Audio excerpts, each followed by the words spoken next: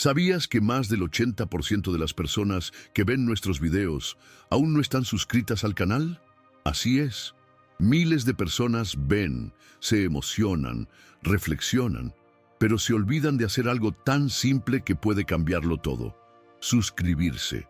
Si este contenido ya te ha tocado de alguna manera, haz clic ahora mismo en el botón de suscribirse. Eso nos ayuda a seguir compartiendo estos mensajes que transforman vidas y llegan al alma. No te olvides de dejar tu like para que YouTube le muestre este video a más personas. Y si alguna parte te impactó, déjanos un comentario. Queremos saber qué te habló Dios a través de esta historia. Ahora respira profundo, porque lo que viene a continuación va a tocar tu espíritu. ¿Qué pasaría si tu mayor pecado no fuera algo escandaloso, sino algo que decidiste ignorar?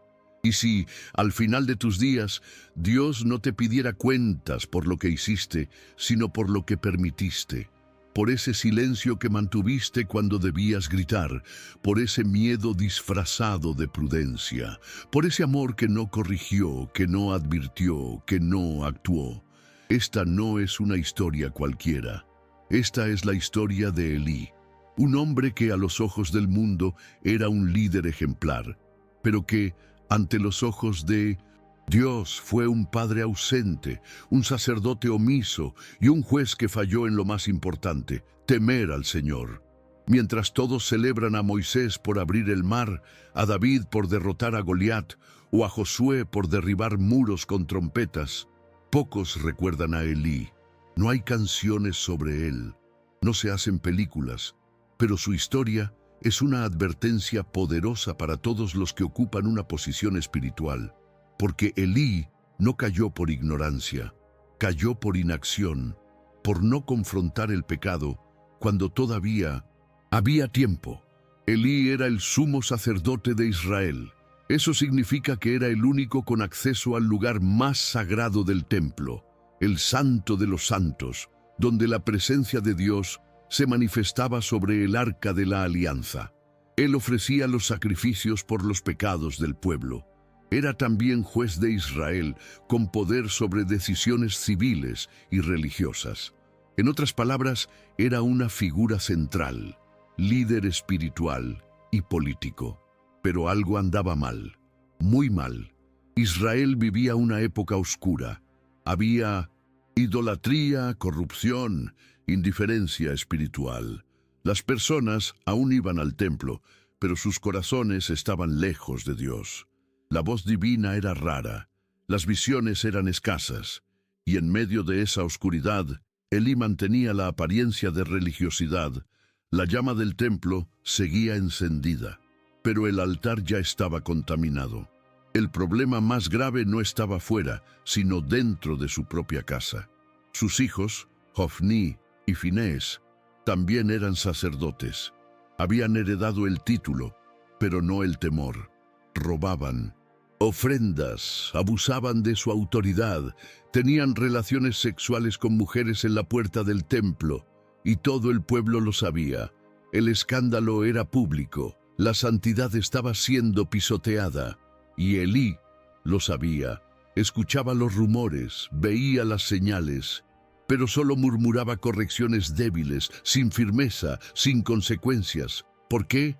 Porque no quiso mezclar su amor de padre con su deber de sacerdote, porque eligió la pasividad antes que el juicio, porque dejó que el lazo de sangre pesara más que el pacto con Dios, y eso lo destruyó.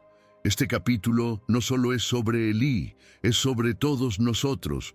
¿Cuántas veces hemos hecho lo mismo? ¿Cuántas veces callamos por miedo, por comodidad, por debilidad? Elí representa al líder que lo sabe todo, pero no actúa, al creyente que conoce la palabra, pero no la aplica, al padre que ama, pero no disciplina. Y así, el sacerdote que un día fue la voz de Dios, se convirtió en el símbolo del silencio que mata, porque cuando la autoridad espiritual se vuelve pasiva, el pecado crece como una plaga. Cuando no se arranca el mal de raíz, él echa ramas. y destruye todo a su alrededor. Así comenzó la caída de Elí. La historia de Elí se hunde aún más en la tragedia cuando miramos detrás del velo del templo. Aquello que debía ser el lugar más santo de Israel, el punto de encuentro entre Dios y su pueblo, se había transformado en una escena continua de corrupción y pecado. Y lo peor de todo, no eran enemigos externos quienes lo profanaban, eran los propios hijos del sumo sacerdote. Ofní y Finíes no eran simplemente jóvenes descarriados, eran sacerdotes. Cargaban sobre sus hombros una responsabilidad sagrada, heredada de su padre. Vestían las túnicas que representaban pureza, servicio, entrega. Pero debajo de esas vestiduras había corrupción, egoísmo y perversión. Usaban el altar como un negocio, robaban las ofrendas antes de que fuesen presentadas a Dios. Si alguien se resistía, lo intimidaban con violencia. Para ellos, el templo ya no era lugar de adoración, sino de lucro personal, un mercado disfrazado de religiosidad. Y no se detenían ahí. Las mujeres que servían en la entrada del tabernáculo eran acosadas por ellos. Aquello que debería reflejar la santidad de Dios se había convertido en una escena de inmoralidad. Los escándalos no estaban escondidos, eran conocidos por todo el pueblo. El lugar sagrado se había corrompido, y todos lo sabían, incluido Elí. Y sin embargo, el sacerdote permanecía en silencio. Él escuchaba los rumores, veía las acciones, sentía el desprecio del pueblo por las cosas santas, pero no actuaba. Apenas murmuraba algunas palabras suaves. ¿Por qué hacen esto? Oigo cosas malas sobre ustedes. No había fuerza en sus reprensiones. No había disciplina. No había consecuencias. ¿Y por qué? Porque Elí no quiso romper el vínculo familiar. Porque prefirió proteger a sus hijos en vez de proteger el altar, porque no quiso cargar con el dolor de disciplinar a quienes amaba, aunque eso significara deshonrar a Dios. Y esa elección lo condenó. Cuando el pecado no se confronta, se multiplica. Cuando el error no se arranca, echa raíces. Y eso fue lo que ocurrió. El pueblo empezó a mirar el templo con desprecio. Los sacrificios perdieron su valor. El nombre de Dios comenzó a ser deshonrado, todo por causa de la permisividad de un hombre que debió haber sido un guardián del altar, y se convirtió en su mayor amenaza. Pero lo más grave no fue lo que Ofní y Finés hicieron. Lo más grave fue lo que Elí permitió. Él tenía la autoridad para detener todo, tenía el poder para remover a sus hijos del sacerdocio, conocía la ley, sabía lo que Dios exigía, pero eligió el silencio, eligió la pasividad, y su pasividad mató la santidad. Este capítulo de su vida es una advertencia viva. No basta con estar en el templo, no basta con vestir túnicas santas, es necesario honrar al Dios que habita en él. Y cuando un líder se vuelve cómplice por omisión, lo que viene después no es castigo, es consecuencia. El silencio de Elí no fue un instante, fue un hábito, una costumbre, una actitud constante que se fue convirtiendo en un estilo de vida. Su liderazgo, que un día fue firme y reverente, se tornó lento, tibio y pasivo. Y lo más aterrador, aún seguía vistiendo la túnica sacerdotal, seguía siendo llamado sumo sacerdote, seguía sentado en la silla de la autoridad, pero por dentro estaba vacío. La Biblia pinta un retrato simbólico. Elí estaba viejo, sus ojos físicos ya no veían bien, pero eso no era lo más grave. Lo más grave era que también había perdido la visión espiritual, ya no discernía el corazón de Dios, ya no sentía el peso del pecado, ya no se conmovía por el estado del templo. Todo se había vuelto costumbre, liturgia sin alma, rito sin fuego. Y aun cuando Dios, en su misericordia, trajo una nueva llama al templo, un niño llamado Samuel, ni siquiera eso fue suficiente para despertar a Elí. Samuel fue consagrado desde pequeño al servicio del templo por su madre Ana. crecía en 1900. Obediencia, en humildad, en temor. Era una nueva generación formándose delante de los ojos del sacerdote, pero Elí seguía indiferente, apático, ciego, y aquí está una de las lecciones más duras de esta historia. El declive espiritual no siempre se manifiesta en escándalos. A veces llega disfrazado de rutina, de estabilidad, de comodidad. Se construye a partir de pequeñas concesiones, una corrección postergada, una conversación evitada, un pecado ignorado. Y cuando uno se da cuenta, el fuego del altar ya no arde, y nadie se dio cuenta cuando se apagó.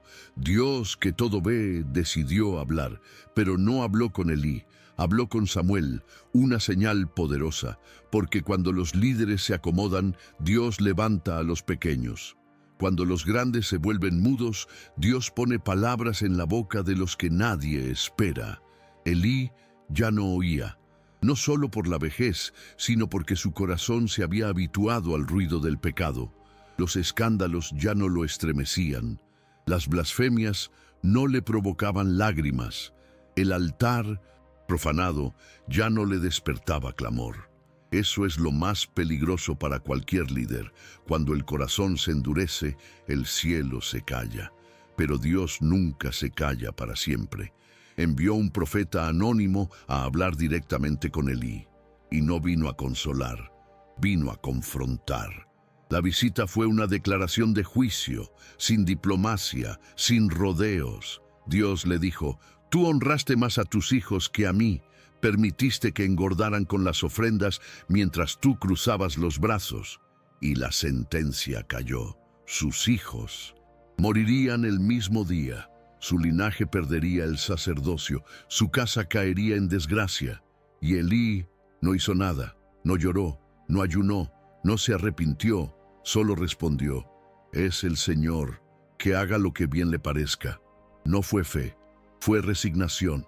Su corazón ya estaba derrotado mucho antes de su caída física, y cuando un líder acepta el juicio sin luchar, es porque ya está muerto por dentro. El juicio de Dios no siempre llega con truenos ni relámpagos. A veces llega en silencio, pero cuando llega, nada lo detiene. Y eso fue lo que sucedió con Elí. Después de escuchar la sentencia profética, una advertencia directa de que sus hijos morirían y que su linaje sería cortado, Elí no se movió, no se quebró, no clamó, no convocó al pueblo al arrepentimiento, simplemente aceptó, pero no con fe, sino con resignación, un amén vacío, sin fuego, sin temor, sin reverencia. El templo siguió funcionando. Los sacrificios continuaron. Las ceremonias se realizaban con normalidad, pero todo era apariencia. La presencia de Dios ya no estaba allí. El fuego aún ardía en el altar, pero no había gloria.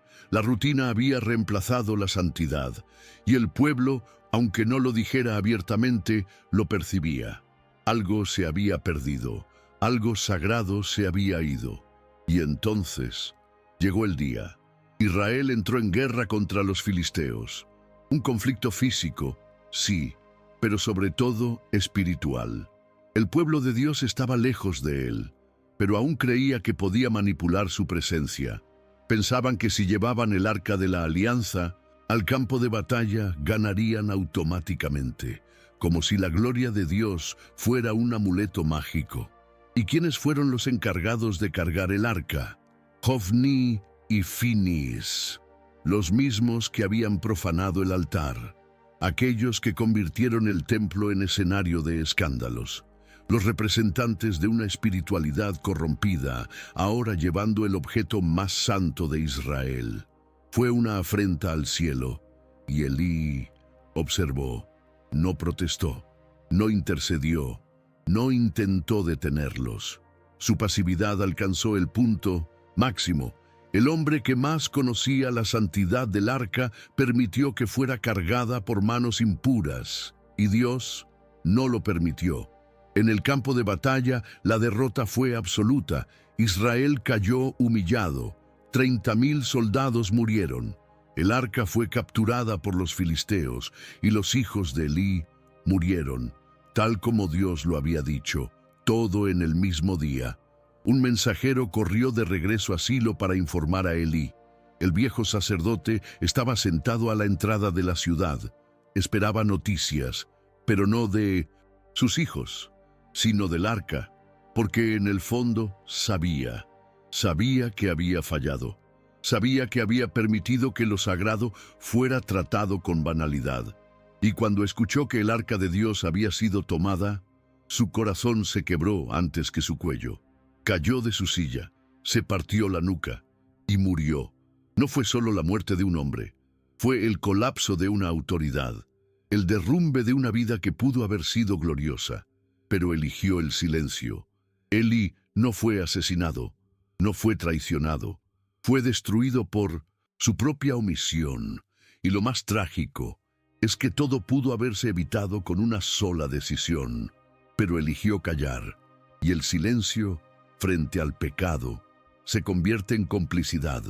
Ese nombre no era solo un lamento personal, era un juicio espiritual. Era la proclamación de una realidad que muchos querían ignorar, la gloria de Dios, la que guiaba a Israel con nube y fuego, la que descendía sobre el tabernáculo, la que llenaba el templo, ya no estaba allí.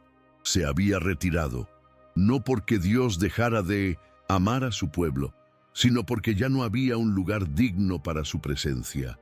La religión seguía, sí. Las ceremonias no se habían detenido, las estructuras permanecían en pie, pero todo estaba vacío, sin poder, sin santidad, sin gloria. Y Icabod no era simplemente un niño, era una declaración viviente, un grito silencioso que recorría toda la nación. La presencia de Dios nos ha dejado, y ese grito nace de una raíz amarga, la omisión de Elí, porque todo esto comenzó con una decisión, una elección, la elección de no confrontar el pecado cuando aún era tiempo. Elí no levantó ídolos, no persiguió profetas, no blasfemó, pero calló, y su silencio permitió que la corrupción echara raíces, que el altar fuera pisoteado, que la reverencia muriera, y cuando la reverencia muere, la gloria se retira. Icabod se convirtió en el sello de una generación entera que crecería sin ver milagros, sin experimentar la gloria, sin escuchar la voz de Dios. Una generación acostumbrada a lo externo, pero vacía por dentro. Porque cuando se pierde la presencia, se puede mantener la forma, pero se pierde el fuego. Y todo por una elección. Por eso, el nombre de Icabod no es solo un registro bíblico, es una advertencia, una bandera roja para cada ministro, cada líder, cada creyente que piensa que puede servir a Dios sin temor, sin disciplina, sin santidad. Que nunca tengamos que escuchar ese nombre sobre nuestras casas, nuestras iglesias, nuestros corazones. La tragedia en la vida de Elí no se encuentra solamente en su caída, sino en todo lo que pudo haber sido y no fue. Él lo tenía todo: el privilegio del sacerdocio, el respeto del pueblo, la responsabilidad de juzgar a Israel, la oportunidad de conducir a la nación hacia la santidad. Pero al final, todo eso se desmoronó. ¿Por qué? Porque perdió la esencia de su llamado, porque confundió posición con presencia, autoridad con comunión, ministerio con rutina. El ministerio de Elí se convirtió en una cáscara vacía. Por fuera, aún parecía fuerte. Usaba la túnica sacerdotal, juzgaba al pueblo, presidía las ceremonias del templo, pero por dentro estaba seco, espiritualmente paralizado, sin sensibilidad, sin oído, sin fuego. Y eso es lo más aterrador de su historia. Un hombre que conocía a Dios, pero ya no caminaba con él. ¿Cuántos hoy están igual? ¿Cuántos siguen predicando pero ya no escuchan la voz del Espíritu? ¿Cuántos siguen sirviendo pero han perdido el temor santo? ¿Cuántos están cansados, vacíos, dormidos, pero siguen en actividad solo por costumbre? Elí era sacerdote, pero sin comunión, juez, pero sin discernimiento, padre, pero incapaz de corregir. Todo eso porque con el tiempo fue cambiando pasión por protocolo. Sus ojos ya no eran los de un hombre celoso por el altar, sino los de un anciano que solo quería mantener la paz. Y entonces vino la caída. Su silla se convirtió en tumba, su silencio en juicio, su autoridad en ruina. La muerte de Elí no fue solo física, fue el desenlace de una vida que fue apagándose por dentro. La llama que un día ardía con fuerza se convirtió en cenizas por falta de temor. Pero aún hay una verdad más profunda en todo esto. Elí representa un modelo, un sistema, una forma de liderazgo que se acomoda, que prioriza los vínculos humanos por encima de la obediencia, que protege a los suyos, aunque eso signifique traicionar a Dios. Y cuando ese sistema ya no puede ser redimido, Dios lo derrumba, porque Dios no comparte su gloria con nadie, ni con estructuras, ni con nombres, ni con linajes que han perdido el fuego.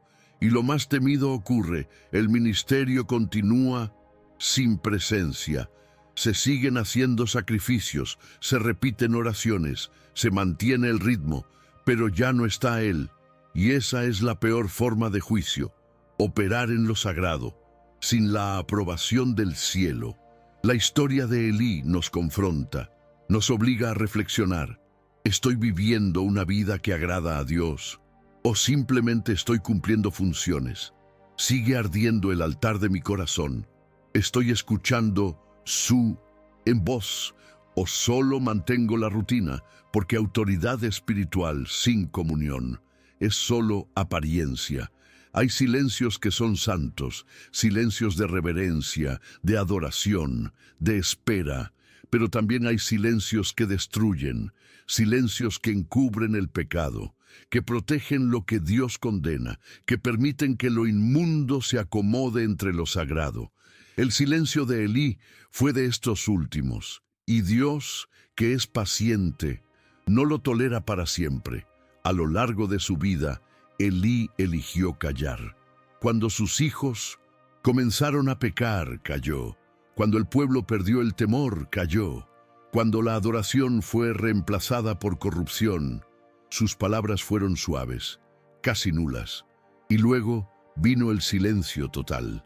No fue un error único, fue una cadena de decisiones no tomadas, de confrontaciones evitadas, de cobardía disfrazada de prudencia. Y eso fue lo que encendió la ira de Dios. El Señor le dio oportunidades, envió señales, permitió que Samuel creciera ante sus ojos como un recordatorio de cómo debía ser un verdadero siervo. Pero Elí no reaccionó, no despertó, no se quebrantó, hasta que el cielo se levantó con voz fuerte. Dios envió a un profeta anónimo a confrontar a Elí cara a cara. No fue una visita de cortesía, fue una denuncia, un juicio, un llamado al arrepentimiento profundo que no encontró respuesta. El profeta no suavizó su mensaje. Le recordó a Elí el honor de su linaje, la responsabilidad de su oficio, y declaró con firmeza: «Tú honraste más a tus hijos que a mí». Esa fue la sentencia. Esa fue la línea que Elí cruzó.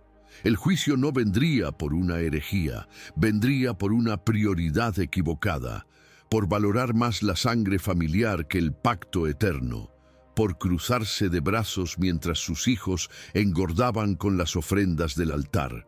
Y el decreto fue firme. Sus hijos morirían el mismo día, su casa sería desechada, su linaje perdería el sacerdocio. Elí escuchó, pero no hizo nada. No hubo lágrimas, no hubo ayuno, no hubo clamor. Solo una frase vacía de fe y llena de resignación. Es el Señor que haga lo que le parezca bien. No fue fe, fue fatalismo. No fue sumisión, fue apatía. Su corazón ya había sido vencido por dentro. Estaba derrotado antes de caer, y eso es lo que Dios no tolera. Cuando la autoridad que él delegó se convierte en complicidad silenciosa, cuando el altar es contaminado y el líder no reacciona, cuando los pecados no se confrontan y se disfrazan de gracia, entonces el cielo deja de guardar silencio. Dios habló, y cuando Dios habla después de haber esperado, tanto lo que dice nadie puede callarlo. El juicio no vino con truenos, vino con precisión. Elí escuchó, pero no se movió, y su falta de acción permitió que el mal creciera, se enraizara y finalmente atrajera el juicio. Porque cuando un líder no se levanta, el mal se extiende, y tarde o temprano el cielo responde. El día que Elí tanto temía finalmente llegó, pero no vino con truenos, ni con relámpagos, ni con un terremoto. Vino en silencio, un silencio que pesaba como una montaña, un silencio que decía más que 1000 palabras. Fue la confirmación de que el juicio de Dios había comenzado, y lo que vino fueron 3 caídas consecutivas, 3 señales claras de que el cielo ya no respaldaba a Israel. La primera caída fue la del arca, el símbolo máximo de la presencia divina entre el pueblo. El arca de la alianza, que representaba el trono de Dios, fue llevada al campo de batalla como si fuera un talismán mágico. El pueblo creía que podía utilizar la gloria de Dios sin vivir en santidad. Querían el poder sin la obediencia. El resultado fue catastrófico. Los filisteos vencieron, y lo impensable sucedió. La arca fue capturada. La gloria fue removida. La presencia fue retirada. La segunda caída fue la de los hijos. Hofni y Finés, los sacerdotes corruptos, murieron en combate. Aquellos que despreciaron el altar, que mancharon el nombre de Dios, fueron abatidos como cualquier soldado común. No hubo milagros, no hubo protección especial. Lo que Dios había profetizado se cumplió con exactitud. Cayeron juntos, en el mismo día, como señal divina de que Dios no sería burlado. Y la tercera caída fue la de Elí. Estaba sentado a la entrada de la ciudad. No esperaba noticias de sus hijos. Esperaba saber qué había ocurrido con la arca. Su corazón temblaba porque en el fondo sabía que había permitido el profanamiento. Sabía que su silencio había costado caro. Y cuando oyó que el arca de Dios había sido tomada, su cuerpo no lo soportó. Cayó hacia atrás. Se quebró el cuello y murió. 3 caídas, 3 columnas rotas, el símbolo, los sacerdotes, el líder. Y entonces nació Icabod, una nueva vida en medio del luto, un bebé que nunca conocería la gloria. Su madre, la esposa de Finés, al dar a luz tras escuchar la tragedia, pronunció con sus últimos suspiros un nombre que marcaría a toda una generación. Icabod, la gloria se ha ido. No era solo un niño, era un mensaje, una sentencia, un espejo espiritual. La gloria ya no estaba. Los rituales podían continuar, las estructuras seguían en pie, pero Dios ya no habitaba allí. Todo seguía igual por fuera, pero algo había muerto por dentro: la reverencia, la santidad, la comunión. El pueblo se acostumbró a la ausencia de Dios, y eso fue el juicio más grande. Elí no fue vencido por un enemigo, fue derribado por su omisión, por haber permitido que lo profano conviviera con lo santo, y la consecuencia fue clara: cuando se pierde la gloria, no queda nada. La tragedia en la historia de Elí no está solamente en cómo terminó, sino en todo lo que pudo haber sido. Él tuvo todo: el honor del sacerdocio, la confianza del pueblo, la posición para liderar a Israel hacia un despertar espiritual. Pero al final, todo colapsó, no por falta de conocimiento, no por un pecado visible, sino por la pérdida de lo esencial: la comunión con Dios. Elí seguía cumpliendo funciones, seguía usando la túnica sacerdotal, seguía dictando juicios, presidía ceremonias, pero su interior estaba seco, roto, cansado. Vivía de recuerdos de glorias pasadas. Su ministerio ya no tenía fuego, su altar estaba sin llama, y lo más aterrador, ya no se daba cuenta. Este es el gran peligro para cualquier líder espiritual: confundir actividad con unción, creer que por tener una posición se tiene presencia, pensar que por saber la ley se tiene comunión. Pero Elí demuestra que es posible seguir hablando de Dios, sin hablar con Dios, seguir oficiando el templo, sin que la presencia se manifieste. ¿Cuántos hoy llevan un título, pero han perdido la esencia? ¿Cuántos predican, pero ya no escuchan la voz de Dios? ¿Cuántos dirigen, pero su corazón está frío, cansado, vacío? ¿Cuántos repiten lo sagrado, pero hace años que no tiemblan ante la santidad? Elí se volvió símbolo de un sistema corrompido, un modelo de liderazgo que preserva estructuras y relaciones humanas a costa de la santidad, que prefiere callar para no incomodar, que tolera lo que debería expulsar, que protege a los suyos, mientras pierde el favor del cielo. El resultado fue devastador. No solo cayó él, cayó todo lo que representaba: su linaje, su legado, su autoridad, su nombre. Elí ya no era un referente, era un recuerdo, una advertencia viva de lo que sucede cuando el ministerio se convierte en rutina, cuando el altar deja de ser prioridad, cuando la corrección es reemplazada por la comodidad. Y lo más trágico es que, mientras todo se derrumbaba, el templo seguía activo. Las ceremonias no se detuvieron, la religión no paró, pero todo era un espectáculo vacío. La forma seguía, pero el fuego se había ido. Eso es el sacerdocio vacío, un ministerio sin vida, una autoridad sin respaldo, un nombre sin esencia.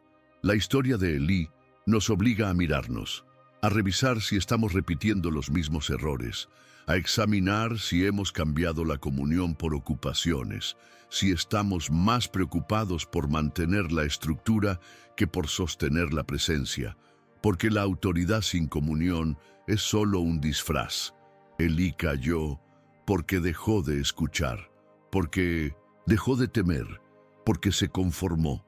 Y cuando el sacerdote se apaga, el pueblo se pierde. La historia de Elí podría ser una más entre tantas del Antiguo Testamento, pero resuena como una advertencia urgente para cada generación. No es simplemente una tragedia antigua, es un espejo, es una alarma encendida para pastores, padres, líderes, ministros y creyentes, porque Elí no representa solo a un hombre, representa una mentalidad peligrosa, la omisión espiritual. Su historia no termina con una batalla, termina con un nombre: Icabod. La gloria se ha ido. Y esa es la consecuencia final del silencio, porque lo más peligroso no es el pecado abierto, es la corrupción tolerada. Lo que destruyó la casa de Elí no fue una idolatría pública, ni una rebelión violenta. Fue el silencio constante frente a lo que sabía que estaba mal. Fue priorizar la paz familiar por encima de la verdad. Fue permitir que el pecado se asentara cómodamente dentro del templo. La gran pregunta que debemos hacernos no es solo ¿cómo cayó Elí?, sino ¿estoy viviendo como él sin darme cuenta? ¿Estoy dejando que el temor a los hombres silencie mi voz profética? ¿Estoy protegiendo estructuras y relaciones mientras abandono principios? Estoy cumpliendo funciones ministeriales, pero sin la presencia viva de Dios, porque Elí no fue un hombre perverso, no adoró ídolos, no persiguió profetas, no negó a Dios abiertamente, solo se acomodó, solo se cansó, solo dejó de actuar, y eso fue suficiente para perderlo todo. La silla de Elí representa esa posición de autoridad que muchos aún ocupan, pero espiritualmente ya han caído. Están sentados, pero sin visión. Hablan, pero el cielo no responde. Se mueven, pero ya no están conectados al Espíritu. Y lo más triste, El templo siguió. Las ceremonias continuaron, pero sin gloria, sin fuego, sin temor. Eso es Icabod, la forma, sin el fondo, el rito, sin la reverencia, el nombre, sin la esencia. Pero aún hay esperanza, porque si la historia de Elí nos confronta, también puede despertarnos. Todavía hay tiempo de levantarse de la silla, todavía hay tiempo de volver a oír la voz de Dios, todavía hay tiempo de encender el altar, todavía hay tiempo de decir, Señor, he callado demasiado, pero hoy me levanto. Todavía hay tiempo para que esta generación no se llame Icabod, sino Samuel.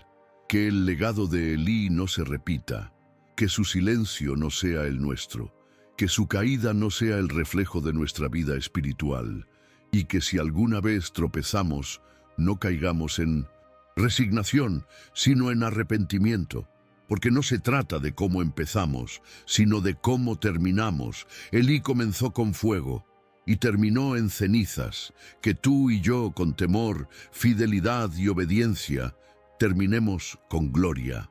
Si este mensaje habló a tu corazón, no dejes que este video termine en silencio. Más del 80% de quienes llegan hasta aquí aún no están suscritos. No tiene sentido recibir una palabra tan fuerte y simplemente marcharse. Así que ahora es el momento. Suscríbete al canal, activa la campanita para no perderte nada y deja tu like. Eso le muestra a YouTube que este contenido vale la pena, y si algo aquí te tocó, escribe en los comentarios.